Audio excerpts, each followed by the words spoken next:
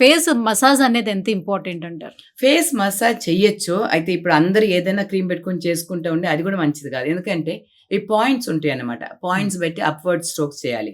Suppose మనం వచ్చి detox lymphatic drainage massage చేస్తుంటే డౌన్‌వర్డ్ చేయాలి. హ్మ్. సో అది తెలవకుండా ఉంటే ఏదినే చేయక్కర్ల. వాష్ చేసేసి బాగా కోల్డ్ వాటర్‌నొచ్చి ట్యాప్ చేసి ఇలా ట్యాప్ చేసి వదిలేస్తే సరిపోతది.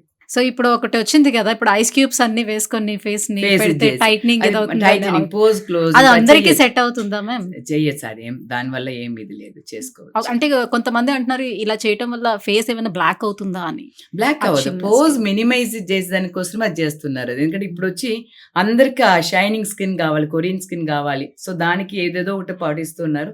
అలాంటప్పటికి పోజ్ మినిమైజ్ అవ్వటానికి ఐస్ క్యూబ్స్ అయితే దానికని డైలీ చేయకూడదు. ఏదో వీక్లీ వన్స్ అలా చేసుకోవచ్చు. నేనంతకు ముందు చెప్పేదాన్ని మేకప్‌కి ముందు కొంతమంది ఐస్ క్యూబ్స్ పెట్టేసి మేకప్ చేస్తారు. అది కూడా చేయబాకండి అంటా నేను. హ్మ్. ఎందుకంటే మేకప్‌కి ముందు సన్ స్క్రీన్ యేసుకొని మేకప్ చేసుకోండి. ఆ సన్ స్క్రీన్ మీకు ఒక బేస్ కోట్‌గా ఉంటది.